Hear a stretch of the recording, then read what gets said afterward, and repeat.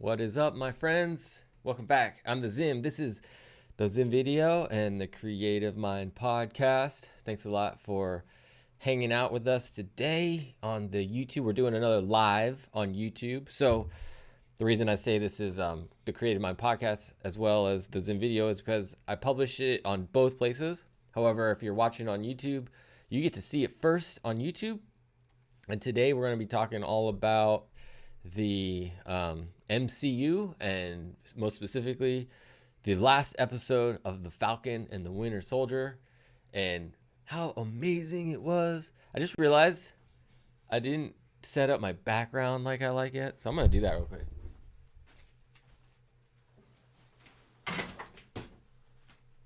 There we go. We're back. I don't know.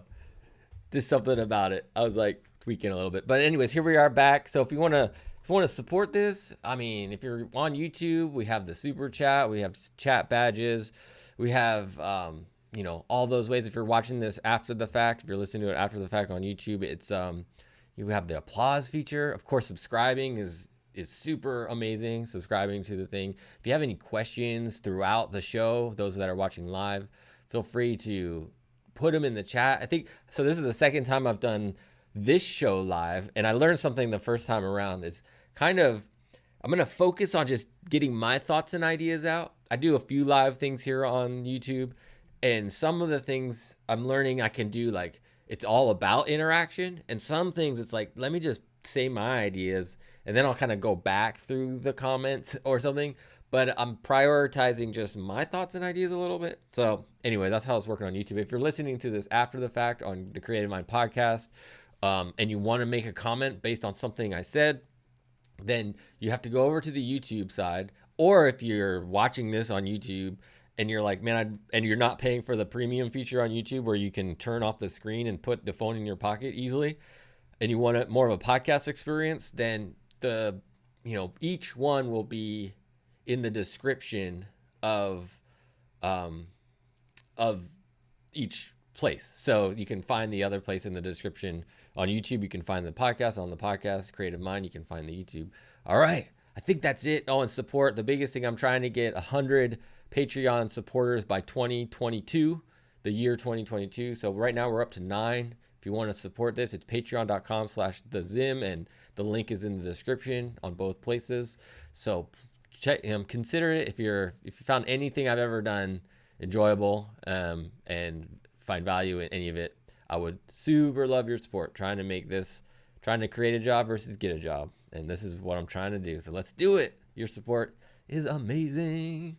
All right, let's go. So I have some notes. I was gonna totally freeform this, but I have some notes.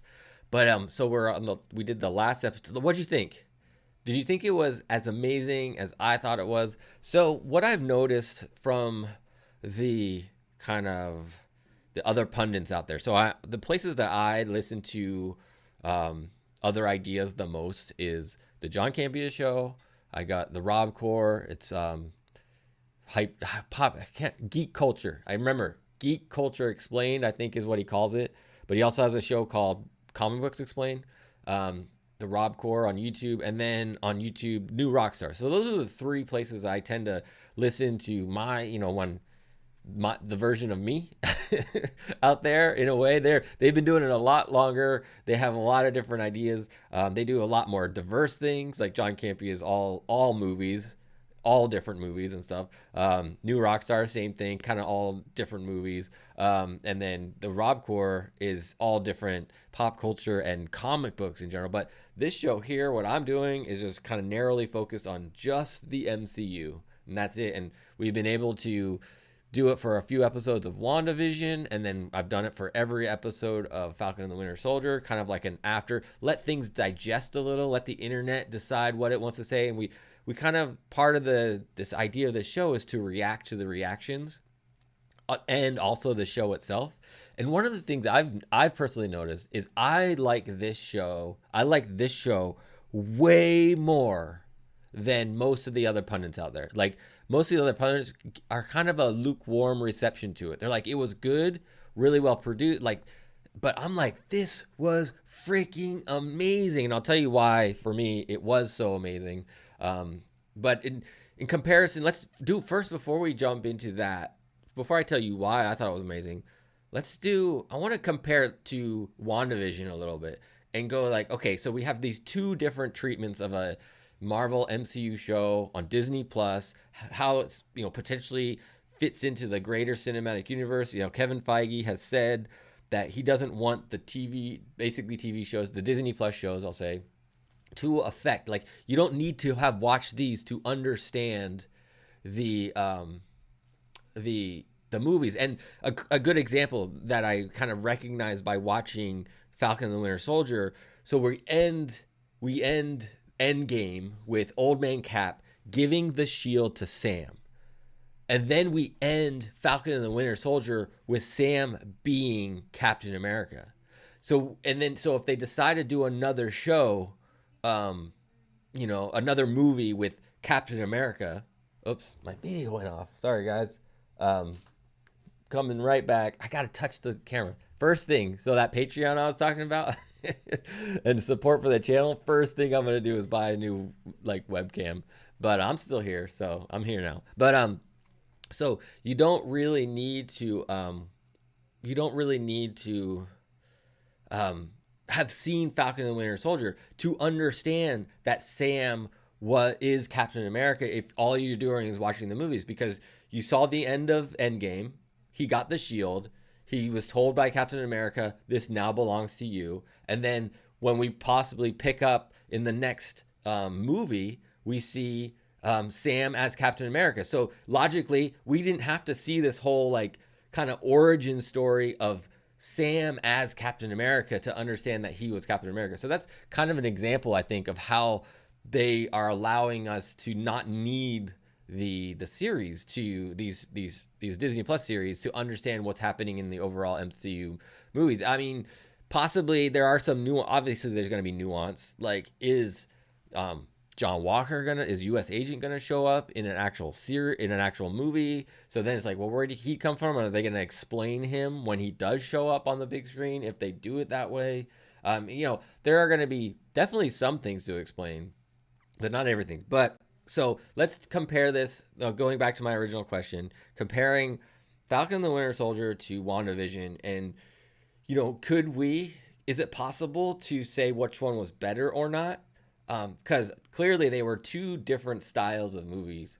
And so, I'm not movies, two different series. They had very different tones, very different production style, so they're very different. But I guess, if you had to, I don't know, where I'm landing on, I did feel like Falcon and the Winter Soldier was a better overall completed idea than WandaVision.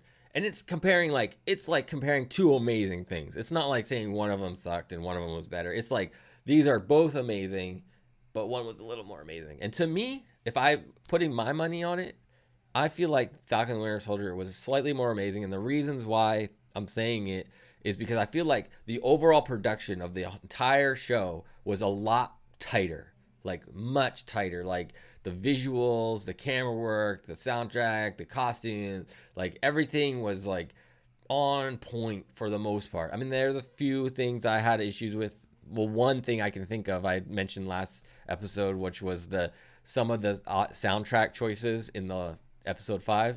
I was like, yeah, feels a little public domain we're getting into right here. The score of some of the stuff. But anyways, I talked about that last episode. You can go check it out if you want. But that was it. But where WandaVision, there was a lot more. Almost every episode had things where it felt like it was made for TV kind of versus made for a cinematic kind of quality. There were things like that really didn't feel. And then the kind of weirdness of it. I love the weirdness of it, and it's more of I have to love the MCU to understand WandaVision and really get into it. Where there's a lot of people out there, my mom kind of included, where it just felt a little weird if she's not totally as nerdy as I am about the MCU. So she's not, and I just feel like that kind of knocked it down just a little bit. It wasn't as inviting, is kind of the word I'm looking for, but it wasn't as accessible to everybody. You kind of had to get it, and it took a while. It took a few episodes, like the first 3 episodes, or is definitely the first 2 episodes, were like, what is going on? And then the biggest probably problem with WandaVision was the length of the episodes. They were just way too short. Where Falcon and the Winter Soldier had the perfect length. Basically, you got like 50 minutes of good. I mean, I felt like it was like 45 to 50 minutes of good show. Whereas WandaVision, it got short sometimes, and it was just like, this is too short. Yeah, too short. And you were just leaving wanting more. So that's a couple of reasons why I put Falcon Winter Soldier above it. And then, so getting into why I like this so much was two reasons. And if you're not hearing or seeing or addressing or looking at these 2 reasons, as like a primary vehicle. Like, to me, these were the 2 points.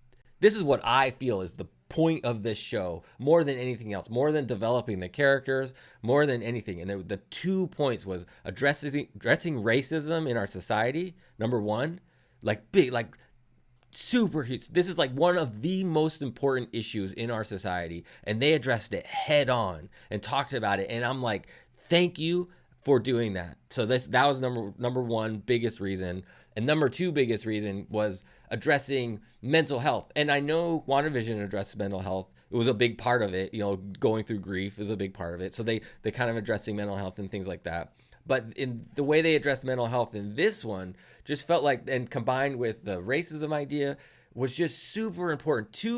Two ideas within our society that are polarizing, that are misunderstood, that are just need more attention, need more people to talk about them, need more people to understand them, need more people to kind of make it less need to be normalized in a way that doesn't make people feel bad, on both racism and on mental health. 2 topics that we need to talk more about on the regular, and they gave us this opportunity. They gave us the opportunity to talk about these 2 issues that I think are so vitally important to bettering our society. So that is why Falcon and the Winter Soldier for me is the better of the 2 shows, is because they brought up serious issues that everybody needs to look at and talk about and be confronted with. And then on this racism idea, I wanted to mention as well, I'm fully aware that this is Hollywood's version of addressing racism, which is, we see it all the time. There's lots of movies, there's lots of TV shows. I get it. And I get that it's like there's a degree of potential tokenism about their addressing of racism within it as well. I get that. But in my opinion, as long as we're having the conversation, no matter what platform it's being presented to us, is worth it. And so I don't want to sell it short. And I realize I'm a white man talking about this, so I only have my perspective to come from, but I think it's vitally important that we're talking about these issues as often as possible and putting them out to as many people as possible. And what better platforms than our streaming services, our beloved shows, to talk about issues that need to be talked about. So that is why, for me, Falcon and Winter Soldier was a little bit more of a better show than WandaVision. All right, let's talk about the way I've been breaking down this show. Is I kind of go through each character, trying to think. I didn't really, like I said already, didn't really write down many notes or any note. I wrote down a couple notes, but last minute, like 5 minutes before I started the show, I was gonna try to wing it all the way. But I'm here now doing the thing. We go through. There's one other issue. Okay, one other issue. I guess I can bring out the top. I'll save it for when I talk about Carly. So the name of this episode is One World, One People. Very kind of had that tone of like Hail Hydra, right? The way they use that One World, One People to do this kind of like whisper to their people, right? But it's interesting, this overall kind of, they need, I know there's tropes in story writing. Just make it a little bit easier. So we're definitely potentially within one of those other tropes. We need this kind of evil, somewhat evil kind of. I mean, they kind of like split Hydra into 2 things in a way. They have Sharon Carter and her relationship with the power broker, and then We have the Flag Smashers, but kind of had two versions of Hydra going on. So we'll talk more about that in a little bit. So that was just something to notice. So let's talk about Sam. This is clearly they definitely gave a good split of time between Sam and Bucky, because it was like the final episode. They both are billed. They're both the top billing of the show. I feel like they gave pretty equal time, and they gave pretty equal like depth to what they were bringing to the episode, especially like at the end with Bucky. But we'll talk about that a little bit. But let's talk about Sam first. Okay, first off, what did you guys think of the suit? I personally didn't like it. I didn't like it. I mean, so first, let me say new favorite character. I mean, so I have a couple favorite MCU characters. So WandaVision, Jimmy Woo is like, I love it. I love Jimmy Woo. I want more Jimmy Woo. More Jimmy Woo in my life. I need more Jimmy Woo. But after this episode of Falcon and the Winter Soldier, Captain America, like Sam, as I don't know, Captain America is now like my new favorite character, and I just loved, and I'll talk about more why my new favorite character, but I just love what happened in this episode with Captain America. But let's talk about the suit first. We get introduced to the suit. That's what Wakanda made him the suit. I just feel like as an artist, so I got my undergraduate degree in fiber arts. I'm interested in fashion design. I've sewn my own clothes. So this aesthetics of clothing and costuming, and I'm a big fan. I like cosplay and all this kind of stuff. So I pay attention to these kind of things. And to me, the suit was a little bit chunky. It just didn't feel quite right, especially in the shoulder area. It just didn't feel like they could have slimmed it down. I mean, he's like flying in this suit. So I think it should have been more like aerodynamic and tighter and just less chunky. It just felt kind of chunky. It felt like it was like a battle suit for more when he's on the ground, but less for when he's flying. And I actually just thought of that. Like, I knew I didn't like the suit, but I didn't know totally why. But talking out like this, I'm just not a fan. I like the color choices. I like the white, the primarily white kind of vibe of it. It felt a little, I don't know. I think they could have hidden that bold stars and stripes aspect a little more, made it incorporate a little more. I know it's references really closely one of the suits he wears in the comics. So, but I just felt like, especially the shoulders just bugged me. And then the head cowl idea, like, I don't think it quite worked for TV adaptation, or like, they did that, that's the way he wears it in the comics, but it just looked a little weird. Like the way it kind of pinched around his ears a little bit. I think they should have redesigned it. And plus, out of all the Captain Americas that should be wearing a helmet, don't you think the one that's flying should be the one wearing a full helmet? Doesn't that make sense? I mean, why is the one that's flying not wearing a full helmet when the other two are, Captain America and faux Captain America, when John Walker was doing it earlier in the episode, they always, what they do in movies is they always find a reason to take off the helmet. They don't want to have their lead actors' faces covered. It's just a thing of movies. Watch movies. Whenever you see a movie of somebody in a mask, they find a way to take the mask off. Is 9 times out of 10.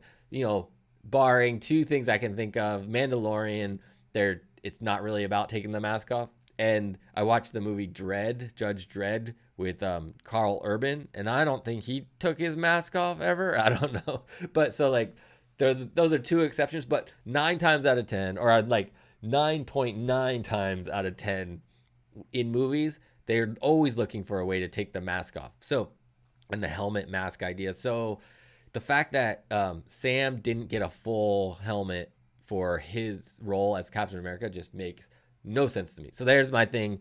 That's the only, and that's totally subjective. Like my opinion on Sam's Captain America outfit, totally subjective, but I didn't like it. I obviously loved the show, thought it was amazing, but I didn't like the Captain America suit very much. But the point about this episode for Sam for me was, I think Steve Rogers would have been proud in terms of that speech he gave at the end, like, was a very, like, it's like once you take on the mantle of Captain America, like something like clicks in your brain and you give these amazing speeches, and like he's no exception. And wasn't he the one, didn't he, I don't know if this joke came up a few times.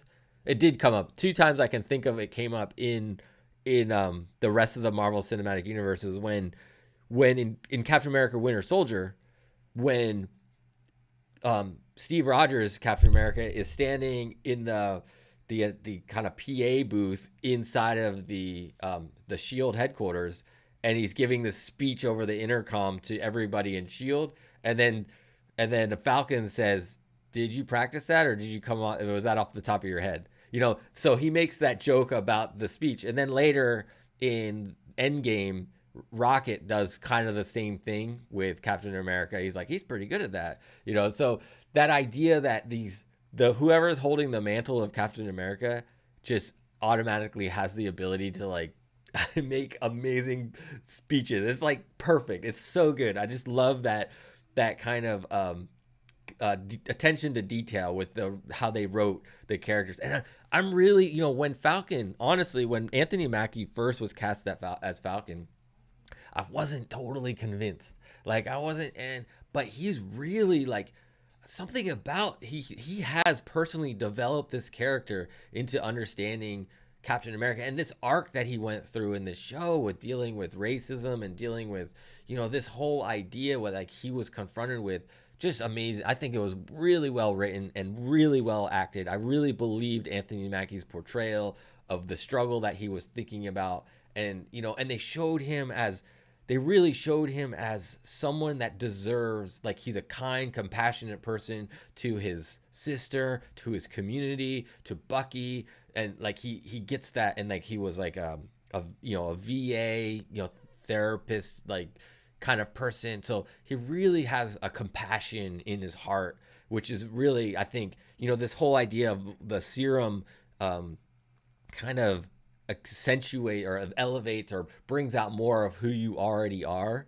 And for Sam, it's like he brings out the fact that he is a compassionate person and understands people, and it was shown in that last speech as well. It's like I really appreciate the attention to detail with how Marvel, they're staying true to form with how they're kind of talking about the serum. And for everybody that has had the serum, it's brought out more of who they are from it was Steve Rogers, obviously, and then we had John Walker. He was kind of an arrogant kind of, and he kind of brings that out. Carly brings out that kind of part of her that was more against the system kind of thing, and then with Sam, it just brings out more of his compassion, and it's really, really cool. I really appreciate that. Bucky's arc through this whole thing was amazing too. So the two, Sam, obviously the racism thread, Bucky, the mental health thread with therapy, and that whole idea and coming to terms and dealing with your demons. I mean, I don't know. I'm really curious. I've never gone to AA, and I've never been a part of any of that, Alcoholics Anonymous, and what's the companion to that? There's another one. But I wonder what they would say about his arc through the movie and how he dealt with things. But the ending, when he's, obviously it was pretty predictable, but he did it. He had to kind of come, what Sam said in the last episode, which was like, you have to give service to these people. You have to do something for them, and then you'll feel freed, and that makes total sense. And it's like, when you're struggling and it's so true. It's so true. So I really appreciate that they showed that, and hopefully people will think about how when they're struggling with issues, maybe it's not about maybe it's about what you can do as service for somebody else, and that'll lift the burden off of you. So amazing. Really appreciated his arc. Curious to see, like I brought up, like I've heard small parts on the internet about, like, are they gonna make a second season of this show? And if so, are they gonna call it Captain America and the White Wolf? Because something that was pointed out on New Rockstars, I believe, was where I heard it, was they didn't use the Winter Soldier sound, that that screams. I guess it was based on his scream when he fell from the train. They kind of tweaked it and then made it into his kind of theme. Whenever the Winter Soldier was kind of came up, it was that really cool sonic scream that was underneath the soundtrack a little bit. They didn't use that at all once they showed him in Wakanda, kind of getting out of that kind of mind lock that he was in, that brain. I can't think of the right word, but so they didn't use it, and I was like, oh, that's interesting. And then so this other idea came up, like, is he going to take on the mantle of the White Wolf? Is the White Wolf going to be his new mantle from here on out? You know, it's going to be Captain America and the White Wolf if they do a season 2, or if he shows up in other episodes, are they going to reference him as the White Wolf more often? Are they just going to drive that home when Black Panther 2 comes out? Like, is he going to be a part of it? You know, it'll be interesting to see where that develops. John Walker as U.S. agent now, so really somewhat there's a degree of suspended disbelief with this episode. With, you know, how are we supposed to feel about John Walker? Obviously, up to the last episode, we were like, get that guy out of here. You know, it's like we knew something was coming. We knew he wasn't going to be gone completely, but then he kind of like somewhat tries to redeem himself in this episode, and it felt a little forced, but I get it. But I feel like Sam and Bucky should have been a little more standoffish with him and been like, you know, thanks for the help, but you're messed up, man. You're messed up. I don't know. But then again, well, as far as Bucky's concerned, he can't hold things against other people because he's going through it too. So he has to allow other characters and other people to redeem themselves. Sam, not so much, I guess, because I don't know. It's just an interesting thing. So now we know he's U.S. agent and how that's going to play. Obviously, they created U.S. agent differently than they did in the comics, and how it's going to be. There's, as we've talked about before, is Contessa going to be, is she like a stand-in or an idea? Like, she's kind of like a anti Nick Fury in a way, or she has, it seems like there's not the, she's like, if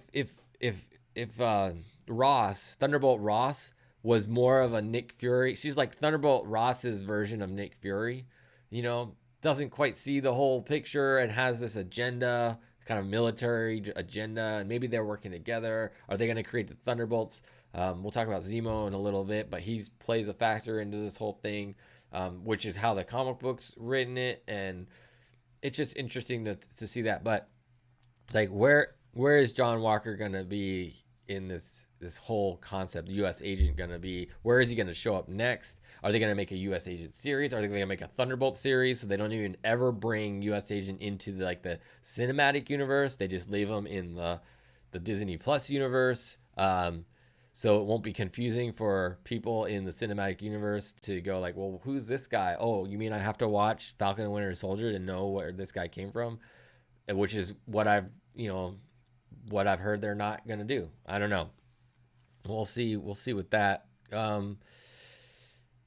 Sharon Carter as the power broker. So I've been on the Sharon Carter power broker train from the moment she showed up. My mom, if you've heard all these episodes, my mom was actually the one that said it, because I probably wouldn't have thought of it unless she said it, because I was like, I still had the memory of Sharon Carter as, you know, kind of Steve Rogers' potential girlfriend for a minute, and just like that whole thing, like feeling like she was in this kind of righteous place with her ideology, and so being convinced that she would turn, so it didn't make sense to me, and it still really doesn't make sense. However, I think that's what they've decided the writers at Disney and, you know, the MCU, they decided, let's just take Sharon Carter down this path. Let's just go here.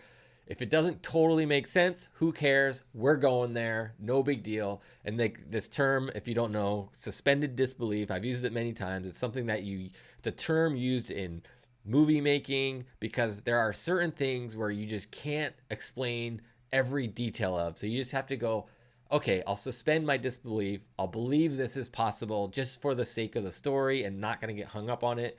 And so that's really where I think Sharon Carter not just potentially as the power broker, but Sharon Carter as a nefarious individual like is. I'm like, okay, okay, great. They're deciding to write her this way. That's great. I love it. I think she's badass. I think that I don't know who the actor Emily Van Camp is, like the sequence where she was kicking ass in the first episode. I think it was episode 3, like the power broker. I think it was the name of the episode. Um, Awesome. Like they did such a good job. She's such a good action person. I love her expression. I actually really like the way her face looks. I like her nose shit. Like she's not a typical, you know, she's not just a typical like model-esque looking person. She's got some character in her face, you know, especially her nose shape and stuff. I just really find it like I like it. I like it a lot. So there's a lot of things about the actress and then the direction of the character that I like. I mean, again, like I was saying earlier, maybe they're kind of recreating this Hydra-esque idea, like this plant within, but you know, it's a trope, but who cares? You know, let's just run with it. Let's just go. It's fine. So this is why I haven't said, so up till this moment, up till this recording or like after this show, I was like, she's the power broker, easy, you know? But they haven't yet definitively said, she hasn't said, I am the power broker. You know, it's still this implied kind of concept. It's like they're trying, and now they've like really implied it to us. So it's like, now I kind of believe it a little bit less because the two things, so there's one reason why you'd believe, okay, she is because this happened, and that is that she killed Batroc the Leaper, so he's dead because he was trying to potentially going to extort her for being the power broker. But and that makes sense if you connect those dots. That makes sense, but it doesn't necessarily, in my opinion, mean that's why she killed him. She could have just killed him because she's working for the power broker, and you know we don't want this mess. We don't want this mess at all. So he's gone. I don't want to be, you know, blackmailed or extorted, try to be extorted like that. And B, you know, this kind of rumor about the potential of the power, me being the power. I don't want that attention. So you're gone. And so there's that aspect. And then, but when Carly and her are talking, it's like Carly says the power broker isn't as powerful without the muscle. The power broker needs their muscle, you know, or sense or some, but she didn't say it. They were very careful about how she said those lines, and she didn't say Sharon was the power broker. She said the power broker isn't as powerful without the muscle or something. I can't remember the line exactly. And so that's the thing to look out for. So, cause like on the phone, when she leaves, like that post-credit scene, when she leaves and she says on the phone, now we have access to all these, like, who is she talking to? Maybe she is talking to the actual power broker at that point, or maybe she's just talking to her secretary, like the person that drove her in that one episode 3. Need a little water. Talking to him. So excited today talking about this. I don't know if it says one person is watching me. And if you've been here the whole time, thank you. That's amazing. But so yeah, so that's where I feel with the Sharon Carter. So it's just kind of, it's still a wait and it's become more of a wait and see for me to see where they take this character, because you know there'll probably be some, we'll see what happens with, you know, the interviews and different things like that when people are talking, when the writers are talking about the show, and when they bring up Sharon Carter as the power broker, and is she actually the power broker, and how they answer that. If multiple people give a definitive she is the power broker, then maybe, you know, then we know. But if they kind of dance around it a little bit, maybe they're waiting to reveal something still somewhere else, which will be interesting. Who knows where is this all going? They definitely feel like this series is not done. It feels like it's not. They introduced this last episode, especially they introduced so many different, like, okay, what now? You know, and that's one of them. The Sharon Carter power broker thing is just one of these, like, what now? And the other what now thing is what I mentioned already, the John Walker, but Contessa Val, don't call me Val. Contessa, don't call me Val. Um, how she's gonna develop. So I heard this. I think um, it was on Rob Core, the Geek Culture Explained, is this idea like you don't bring in Julie Louis Dreyfus to do what she did. You don't bring in an actress of that caliber to just be that. So it feels like she is going to be in the one of the next features. It's like you wouldn't not bring her and put her in a feature if you have her, or somehow, or give her her own series. Like if the Thunderbolts become a series, then she is the main person through the series. She's like the Nick Fury of the series or something. Like she's a main, I don't know, but you don't bring her in just to do that. You get her on contract, and there's more to be left for her to do. There's more for her to do. So we'll see where that goes. It's interesting to consider and see where it all goes. So Carly dies. She's our death. Maybe she'll resurrect. I mean, she is a super soldier. Maybe she's not really dead. Who knows? Maybe whoever took her is running tests on her. Who knows?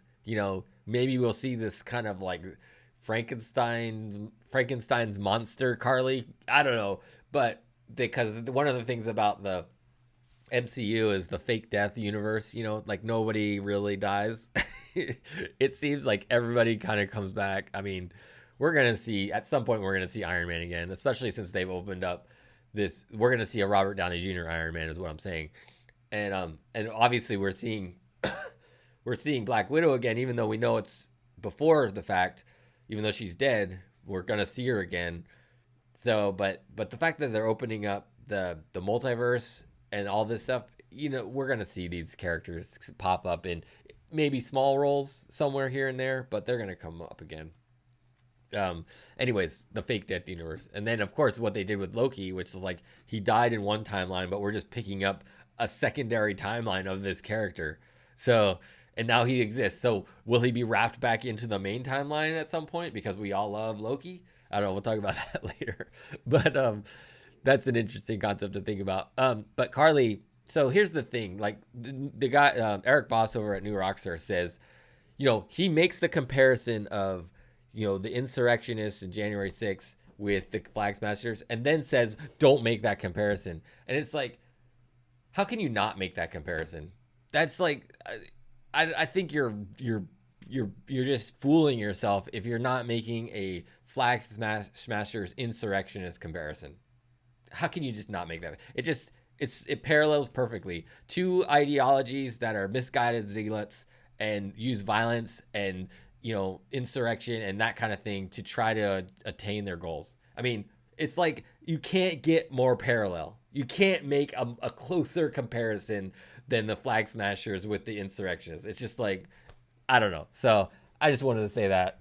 It's just totally. It's like, how can you not? But anyways, interesting. That's all I had to say about Carly. As far as this episode goes with her, I honestly, I think as a whole, as I start to think about it, I wasn't all that impressed with the Flag Smasher kind of just group of people. It was clearly, if she's really dead, it was just kind of like something to carry this movie. They just needed to develop the characters, so they were the sacrificial kind of idea that's gonna just be within Falcon and Winter Soldier, and then they're done. They all blew up at the end, which is the next thing I need to talk about. So they just killed them all, essentially. They're all dead. So yeah, it totally, now that I'm thinking about it even more, talking about it, it was just all they needed was to use something to help carry these character developments, talk about Bucky, talk about Sam, and where we need to have something for them to kind of fight against, or something to move this story forward. And it was the Flag Smashers, and that was it. And that's kind of how I feel about Carly as a character as well. I'm not attached. I never really was super stoked on it. Never super stoked. So Zemo is the last character I think to talk about, and it kind of connects. So the there's a couple trees that we've been like, where are they going? What branches are gonna be grow off of this show we just saw? And like, he's part of the branch of the Thunderbolts because he's on the raft right now. He's in prison. He's, supposedly where it's implied that Thunderbolt Ross is like in charge of the raft or has a close connection with it, because that's basically the last time we saw him was he was there. And we have the Thunderbolts and this whole idea that, this anti-Avengers team, this Dark Avengers team, there's like a few teams that US Agent is a part of, that Zemo is a part of, and Zemo led one of them at one time. So there's, as far as the comic book goes, that's the potential to see where these ideas are going. And so we'll see if what's the name of the actor? Brule? I can't remember his first name, but he again, like I was saying about Julie Louis-Dreyfus, you don't have an actor of that caliber and not use him, so he's gonna potentially, I could see him showing up in a feature again or somewhere, because he's just a great actor, and if he's willing to sign the contract, like, let's get him, let's get him on screen some more. I'd love to see more of this weird power that's like eccentric, militarized, eccentric, idealized, he's got his moral compass is no supers, like that's his moral compass. But he's this eccentric rich guy that has weird quirks, and he's international because it's just like cool like layers of character, and I'd love to see more with him. So it'll be interesting to see what happens. I'm curious.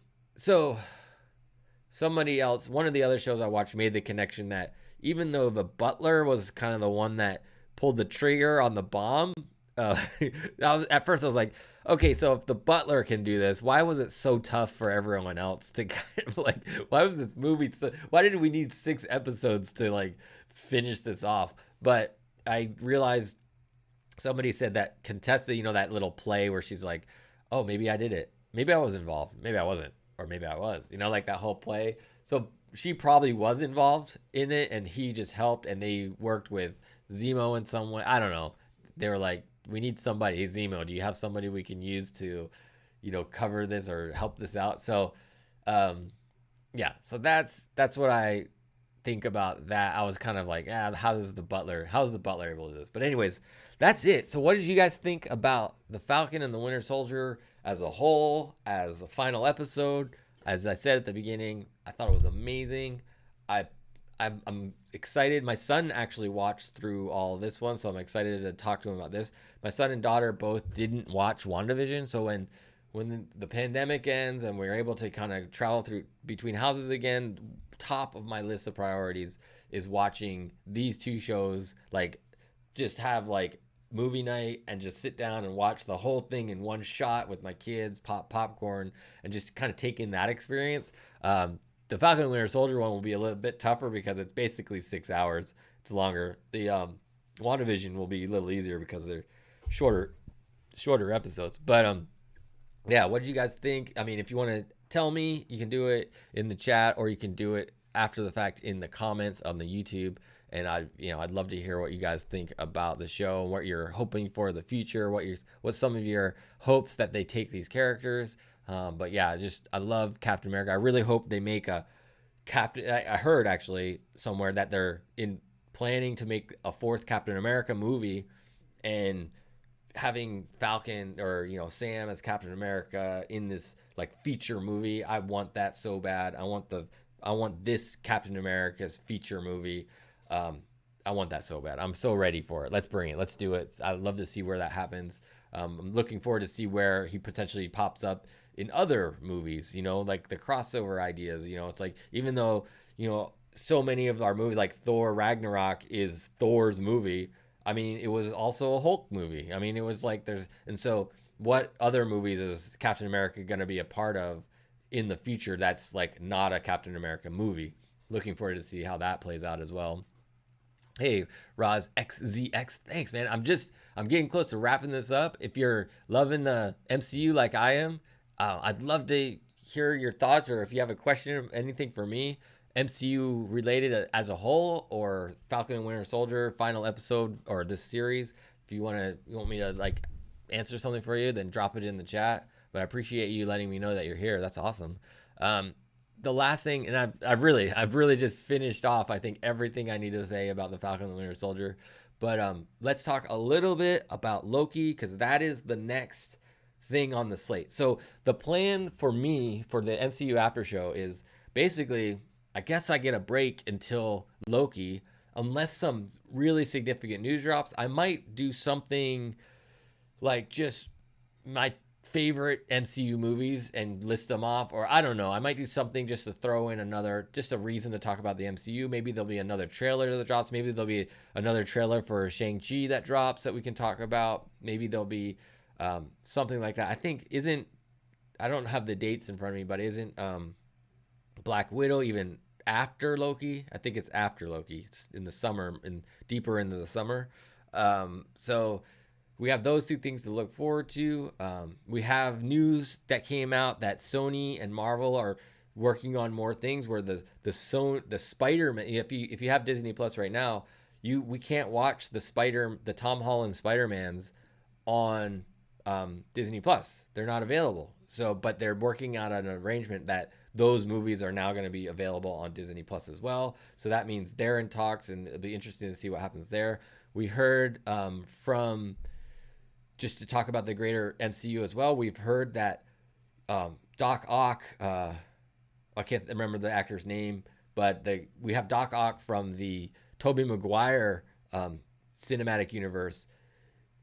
We've heard the word is that we're picking up the exact moment he's kind of like dying in the Hudson. He's like going down in the Hudson River. He's basically, we assume he's dead, but the assumption is from that moment is when we get to meet him again in the MCU. Like, that's when the word is that's where because we know he's going to be in the next Spider-Man movie, the same actor, the same character. So they're doing this multiverse thing, and somehow like the assumption is there was a time portal at the bottom of the river, and he got sucked in, and all of a sudden he's in, our timeline of the MCU, and it's like, what is going on? So that's some interesting news that came out recently. But so basically what I'm trying to say is, what if there's significant news, if there's significant stuff that drops between now and the beginning of Loki, I'll do a show on it just to talk about it. Probably be a lot shorter than these ones, because it'll only be one nugget of an idea.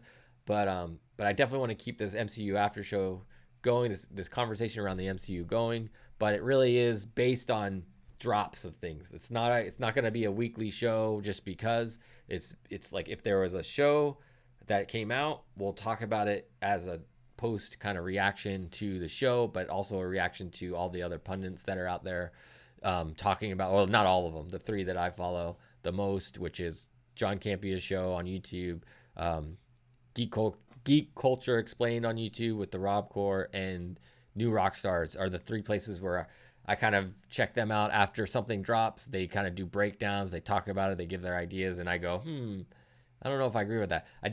This time around, I didn't really check in with the John Campia show as much as I normally would have, because I kind of feel like he's kind of said some things that I already kind of like, I don't know, he's the type that I think watches it based on, like, he wouldn't even talk about the racism theme and the mental health theme. Like, he won't even talk about it, and it's like, so he'll view the show on different things, when it's like, well, if you're not gonna look at like what I think is the most significant part of the show, you're missing like a giant part of the show. So it's like, I don't know, he likes to stay away from anything that's politically polarizing, and racism obviously is a very politically polarizing idea. So, and this show, this whole series of Falcon and Winter Soldier was like, racism was like a main vehicle to create it. So interesting to think about. But so Loki, let's talk about Loki. Super stoked for Loki.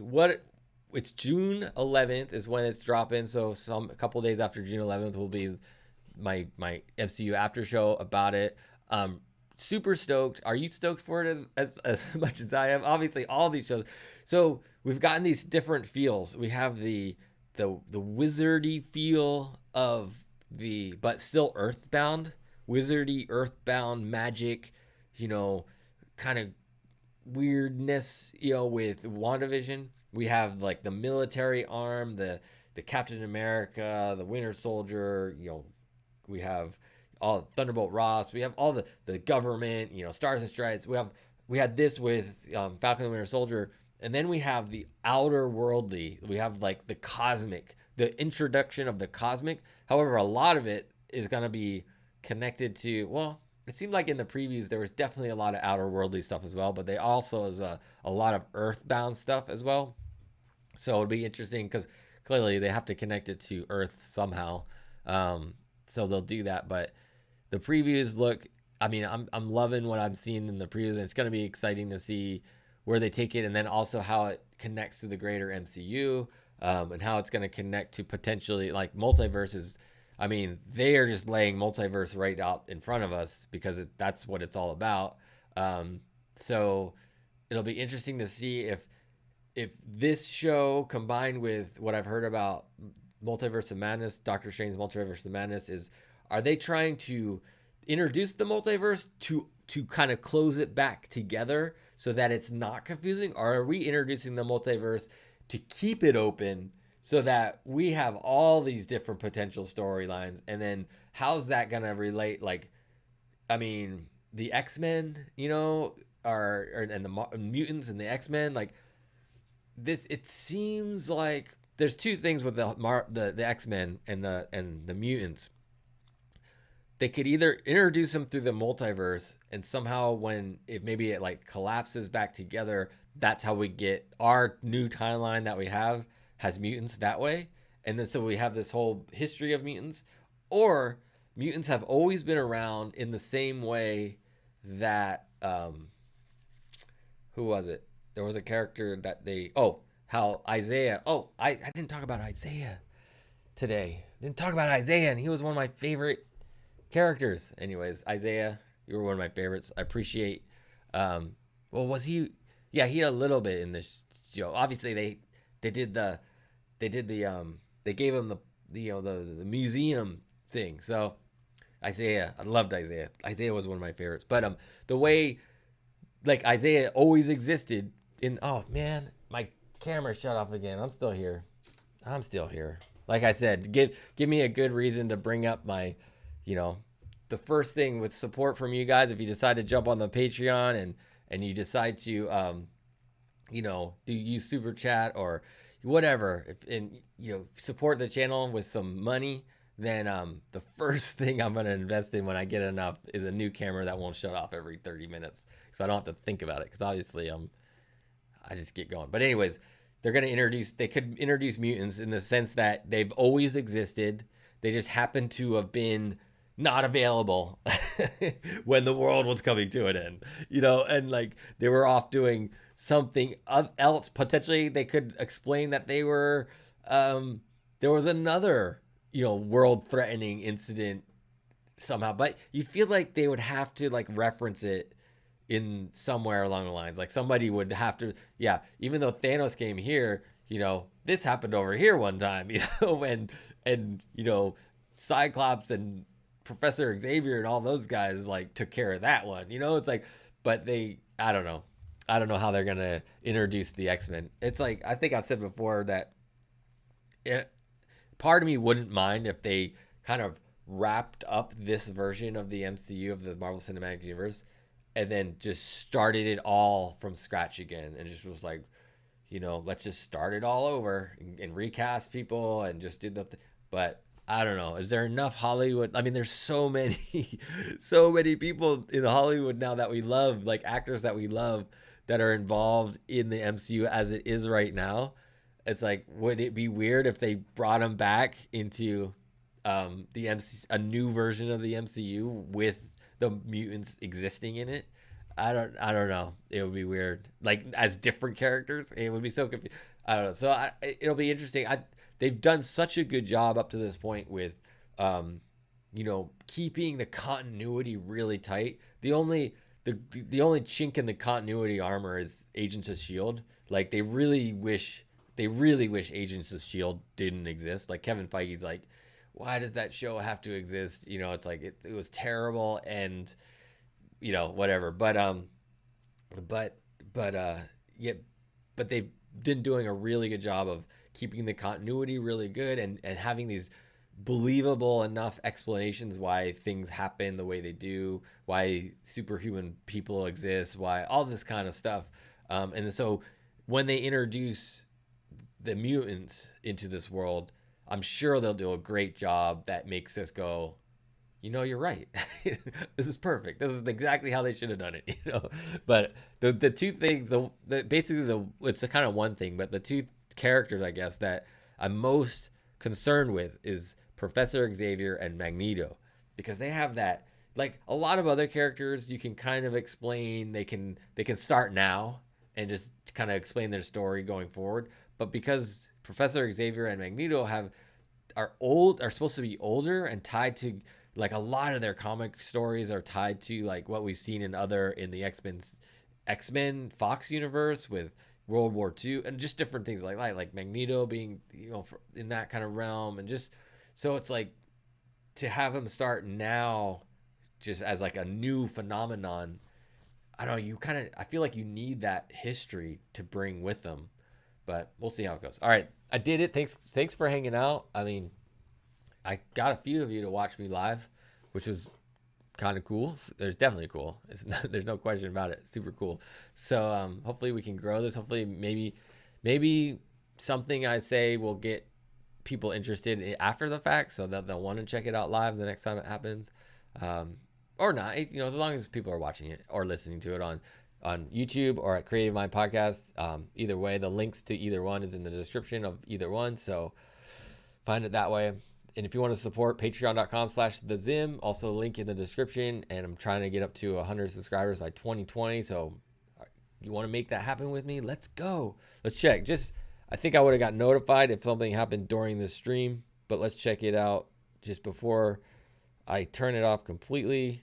If Patreon has more, I have 9 supporters right now. So we're still at 9. So nothing new happened. At least it didn't go down. But cool. All right. Again, appreciate you guys. And as always, be loving, kind, and patient. Peace.